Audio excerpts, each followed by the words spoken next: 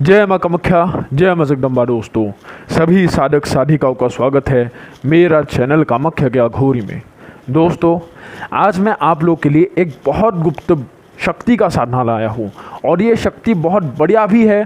जो भी साधक ने इस शक्ति को सिद्ध कर लिया उसके लिए कोई भी दुनिया में या फिर कोई भी संसार में ऐसा काम नहीं है जो ना कर सके। और जो मैंने अगले साधना डाला था उसमें आप लोगों को बताया था कि एक ऐसा मायाओं का गुप्त विद्या के बारे में बताऊंगा जिसको लेकर मायाओं के लोगों ने एक समय बहुत सारे शक्ति अर्जन की थी और हर शक्ति को अपने वश में करके रख पाते थे। और इसके बाद कोई भी रिद्धि सिद्धियाँ आप आसानी से हासिल कर सकते हो और जिसका इजाज़त मुझे आप लोगों के दादा गुरुजी ने दिया है। ठीक है, तो आज मैं दोस्तों आप लोगों को वो शक्ति का साधना बताने जा रहा हूँ। लेकिन याद रखना, ये जो शक्ति है ये बाकियों में से सबसे ताकतवर है, सबसे ताकतवर, क्योंकि ये समझ लो बेताल से भी घातक है। ठीक है, बेताल शक्तिशाली है लेकिन ये घातक इसलिए है क्योंकि ये कोई शक्ति नहीं, ये एक ऐसा शक्तिशाली जादूगरनी का साधना है जिसका ये समझ लो शक्ति का अंदाज़ा आप लोग खुद नहीं लगा सकते। जैसे लौना छमारन है, कामरूप विद्याओं में ये उल्लेख आते हैं, तो उसी भांति ही यहाँ पे ये जो जादूगरनी है शैतान का एक समय पूजा करते थे। ठीक है, और इस जादूगरनी को क्या है, एक समय श्राप भी मिला था जिसके कारण इसको कभी मुक्ति हासिल नहीं हुआ। और जो भी साधक इस जादूगरनी का साधना करता है तो वो जादूगरनी उस साधक को ऐसे ऐसे काले विद्याएँ, ऐसे ऐसे मतलब तंत्रों के महाशक्तियाँ जागरण करने का विद्याएँ उस साधक को देता है कि साधक बड़े बड़े तांत्रिक, बड़े बड़े ये समझ लो सिद्ध पुरुष हो या कोई भी अघोरी हो, सबसे ताकतवर बन जाते हैं इस शक्ति को सिद्ध करके। उसके बाद कोई भी शक्ति को वो उंगलियों में दबा सकता है, इतना सामर्थ्य आ जाते हैं उस साधक के अंदर।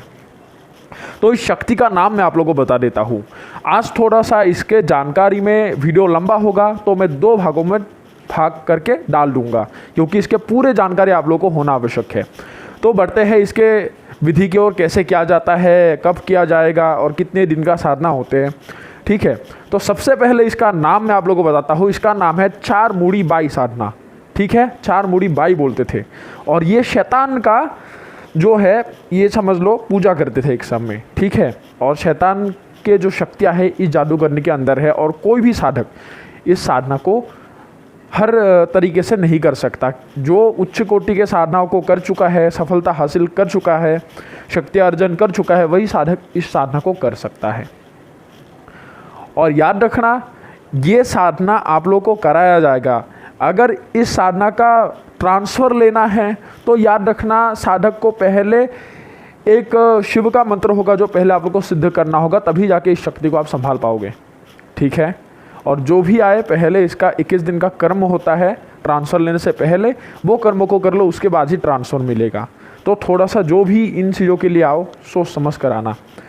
इस चीज़ को वश में करके दिया जा सकता है, लेकिन याद रखना वो शर्त है जो शिव का मंत्र आपको जप करना होगा। ठीक है, तो बढ़ते हैं इसके विधि की ओर कि इसको साधना कैसे किया जाता है चार मूड़ी बाई का। सबसे पहला क्या होता है दोस्तों कि इस साधना को करने के लिए जो माला होगा, माला से ही शुरू करते हैं। माला जो होगा वो अस्थि की माला हो। और अस्थि की क्या है, अभी अस्थि का क्या है, जो अस्थि का माला हो वो 108 बच्चे के हड्डी के जो टुकड़े हो गए, वो टुकड़े से वहाँ पे मोती बनाना है और वहाँ से ही हर जो बच्चे का हड्डी होगा वो हड्डियों को वहाँ पे एक मंत्र से जागृत करके वहाँ पे मोती बुनना होगा काले धागे में। तो 108 बच्चे का उसमें हड्डी की आवश्यक होता है, ये समझ लो। अभी सभी लोग आश्चर्यचकित होंगे कि गुरुजी 108 बच्चे का हड्डी कैसे प्राप्त किया जाए। वो तो अभी तो जैसे बच्चों का जो शमशान घाट है, कब्रिस्तान है, उन चीज़ों से ही आपको प्राप्त होगा। ठीक है, फिलहाल हम तो शमशान में रहते हैं तो वहाँ पे आसानी से हासिल हो जाता है। एक बात ही बता देता हूँ कि देखो, ये चीज़ों को निकालना गैरकानूनी है। ठीक है, अभी के समय में अगर किसी को प्राप्त होता है तो उत्तम है, क्योंकि हर चीज़ों को करने के लिए मेहनत करना पड़ेगा। तो उसमें क्या होता है कि 108 अलग अलग बच्चे के हड्डियों से इसके माला को बनाया जाता है। उसके बाद क्या होता है कि आपको एक मंगलवार या फिर अमावस्या या फिर शनिवार के दिन काला कौवा पकड़ना होगा। वैसे भी तो काला कौवा ही है, तो आप लोगों को एक काला जो कौवा है वो पकड़ना होगा। वो कौवे को पकड़ने के बाद करना क्या है, ठीक है, अभी इसका जो साधना का समय होता है वो समय कितने दिन होते हैं, इसका जो साधना होता है कुल मिला के यहाँ पे इस साधना 11 दिन किया जाता है। इस जादूगरनी का साधना 11 दिन में ये जादूगरनी अपने वास्तविक रूप को धारण करके आपके सामने प्रकट हो जाएगा, उसमें कोई दोहराई नहीं है। परंतु याद रखना, जो भी घबराया हुआ साधक होगा, डरने वाला साधक होगा, तो वो यहाँ पे ज़िंदा नहीं लौट सकता। ये बात भी मैं चेतावनी के हिसाब से आप लोगों को बता दे रहा हूँ, क्योंकि ये बहुत उच्च कोटि का जो हाई लेवल का साधक है उन लोगों के लिए है, ठीक है, जो शमशान को वश में कर सकता है, शमशान को जागा सकता है, सुला सकता है, तो ऐसे साधक ही नहीं डरेगा।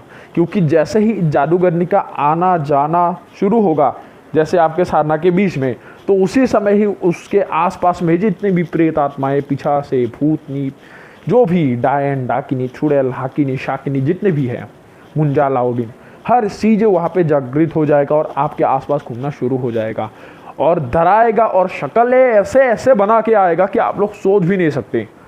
आपका रूह कांप जाएगा या फिर आपका ऐसा लगे कि आपके रूह आपके शरीर से निकल गया है। इतना भयावह साधना या फिर ऐसे भयावह दृश्य आप लोगों के सामने अंकित होगा, ठीक है।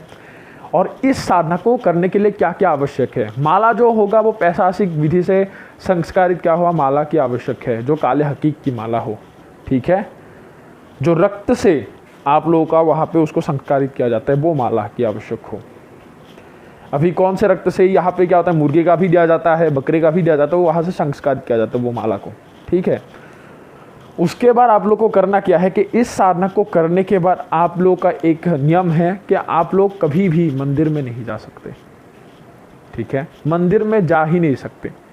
वो जादूगरनी आप लोगों को जाने ही नहीं देगा जिसने वो जादूगरनी को वश में कर लिया। हालांकि इसको विसर्जन भी किया जाता है, विसर्जन के बाद जा सकते, लेकिन जब तक वो जादूगरनी को वश में करके रखोगे उसके आत्मा को, तो तब तक आप लोग जा नहीं सकते मंदिर में, ये असंभव है। तो आप लोग को करना क्या है कि उस जादूगरनी को खुश करने के लिए क्या करना पड़ता है? सबसे पहला क्या होता है, आप लोग को हर दिन एक काला मुर्गे का जो है बलि देना होगा, ठीक है। उसके बाद आप लोग को करना क्या है कि जो मुर्गे का है वो मुर्गे को बलि देना होगा। और वो मुर्गे को कब बलि देना है मैं आप लोग को बताता हूँ। सबसे पहला क्या है, एक आप लोगों को हवन कुंड की तरह आप लोग को त्रिकोणा हवन कुंड वहाँ पे बनाना है, ठीक है। उसके बाद वहाँ पे दारू आप लोग को करना है, दारू है जो दारू वहाँ पे एक थाल में वहाँ पे डाल लो। उसके बाद आप लोग को करना है कि जो मुर्गे का गला है वो गले को काट के जो खून है, जहाँ पे आग जलाओगे वहाँ पे आग में वो खून उसका अलग तरह से ले लेना है। थोड़ा थोड़ा खून जो है उसका गला काट के वहाँ पे आहुति देने में थोड़ा थोड़ा वहाँ पे डाल देना है, ठीक है। उसके बाद आप लोग को बाज़ार से जो बकरे का जो मांस है वो मांस आप लोग को खरीद कर लाना है। और यहाँ पे जो मंत्र होगा वो मंत्र कितने माला जप करना है? मंत्र यहाँ पे सिर्फ आप लोग को 7 माला जप करना होगा, सिर्फ 7 माला। और जादूगरनी को जैसे ही साधना में बैठोगे, बैठने से ही पहले आप लोगों को करना क्या है, आवाहन करना है। और आवाहन करने से पहले शरीर सुरक्षा करना अति आवश्यक है। और शरीर सुरक्षा बहुत मजबूत लगाओ, ऐसा हो कि गोली भी उसको भेद ना सके, ऐसा शरीर सुरक्षा हो, तभी मतलब वो जादू करने को रोक सकते हो। क्योंकि जादू करने के लिए अलग तरह से आप लोग का सुरक्षा घेरा बनाया हुआ होता है। तो जो जादू करने के लिए अलग से सुरक्षा घेरा बनाया हुआ है, उस सुरक्षा घेरा से ही आप लोग को घेरा खींचना होगा, ठीक है। और घेरा जो होता है, देखो यहाँ पे घेरा 3 प्रकार से है। एक है पानी से, एक है खुद के मूत्र से, और तीसरा जो है एक लोहे के चाकू से। और चाकू ऐसा हो जो लोहे का हो, ये स्टील का चाकू नहीं चलेगा, ठीक है। वो लोहे के चाकू से घेरा खींच के जहाँ से शुरू करोगे वैसे ही आप लोग को दबा के रखना होगा। उसके बाद आप लोग को करना क्या है, जैसे ही सुरक्षा घेरा खींच लेते हो उसके बाद आप लोग को जो दोस्तों है करना पड़ेगा कि उसके जो सामान है वो सामानों को एकत्रित करना होगा। और जो सामान एकत्रित करोगे वहाँ पे कुछ लकड़ी आपको लेना होगा। जो लकड़ियाँ लेना होगा वो क्या है, इसमें आप लोग पलाश ले सकते हो, बबूल का ले सकते हो, या फिर आप लोग बांस का लकड़ी ले लो। ये 3 लकड़ियाँ आप लोग को चाहिए होगा। उसके बाद आप लोग को करना क्या है कि जो दारू और मांस ले गए थे उन दोनों चीज़ों को मिश्रण कर देना है, ठीक है। मिश्रण करके देने के बाद एक थाली में आप लोग को परोस लेना है। उसके बाद दूसरे थाली में जो मुर्गा है, मुर्गे को वहाँ पे उसका गला काट के वहाँ पे उस जादूगरनी को बुलाया जाता है, ठीक है। आवाहन दिया जाते हैं। अभी आवाहन में उसको उसके भोग के स्वरूप में उस मुर्गे की जो बलि है उसको स्वीकार करने के लिए बोला जाता है।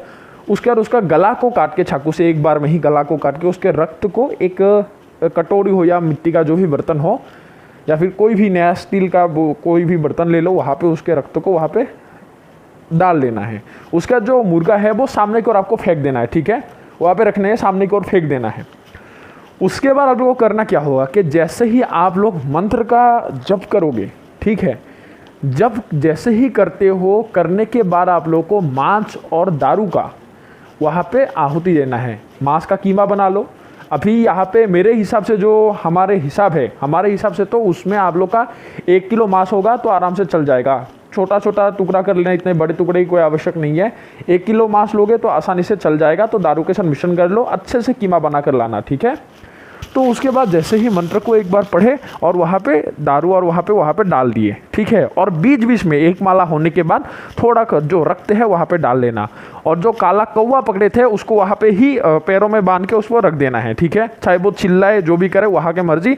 वो कौवा को हर दिन वहाँ पे रखना है अपने पास और हर दिन लेके आना है, लेके जाना है, ठीक है। वो कौवा को इसलिए पकड़ा जाता है क्योंकि अगर मान लो ऐसा परिस्थिति आ गया कि किसी कारणवश आप मान लो भागने के लिए कोशिश किए, ठीक है, आपको नुकसान या फिर क्षति पहुंचाने के लिए कोशिश किए, तो वहाँ पे जो कौवा है उसको बस आप लोग को वहाँ पे आने से पहले उसके पैर के गांठ को खोल के पंखे में पकड़ के लेके आना है। अगर कोई ऐसा आप लोग को आए कि आपके सुरक्षा का घेरा काम नहीं कर रहा है, आपका मान लो कोई विपद या फिर समस्या का आशंका हो, तो उसे हमें कौवे को वहाँ पे उसी दिशा में, जिस दिशा से समस्या आ रहा है उस दिशा में छोड़ देना है। कोई चीज़ को देखते तो वहाँ पे छोड़ देना है, आपका जीवन बच जाएगा और वो जो कौवा है वो वहाँ पे ख़त्म हो जाएगा, ठीक है।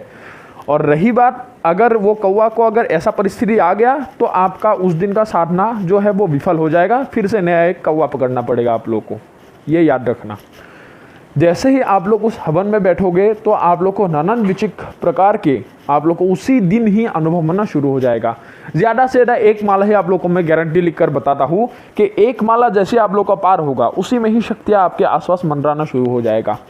जैसे एक कोई चीनी का दाना जैसे ही गिरता है, वहाँ पे जो कीड़े मकोड़े होते हैं वहाँ पे आ जाते, जमा हो जाते, तो वहाँ पे कीड़े की तरह वहाँ पे जो प्रेतात्माएँ आसपास के होते हैं, जितने भी अतृप्त आत्माएँ हैं, शक्तियाँ हैं, जो राक्षसी हो या दैत्य का ही शक्ति हो क्यों ना हो, वहाँ पे आसपास आना मंडराना शुरू हो जाएगा। बस डरना नहीं है, ठीक है। बस आप लोग का एक चिट होकर मंत्र के जो ऊपर है आप लोग का ध्यान एकत्रित करना और जप करते रहना है, और मांस और दारू का आहुति देते रहना है, ठीक है। और लकड़ी आप लोग का कितना होगा, यहाँ पे आप लोग अनुमान के हिसाब से लेके चले जाना है, वो मैं आप लोग को समझा दूंगा कितना ले जाना है, जो भी साधक इस साधना को करता है। तो जैसे ही आप लोग 11वें दिन तक पहुँचोगे, ठीक है, 11वें दिन तक पहुँचोगे तो उस दिन आप लोग को एक चीज़ रखना है। एक चीज़ क्या रखना है कि यहाँ पे जो आप लोग का एक धागा एक बनाना होगा, ठीक है। वो यहाँ कहाँ से क्या बनाना और वहाँ से उसको धागे को रक्त से भिगोकर, जो बच्चे थे तो वहाँ पे क्या होगा, 7 बच्चे के हड्डियों से एक माला का आप लोग को बनाना होगा। 7 छोटे छोटे बच्चों का जो माला है वो आप लोग को बनाना होगा। उसके बाद उस दिन क्या करना है कि एक थाल में वो माला को रख लेना है। उसके बाद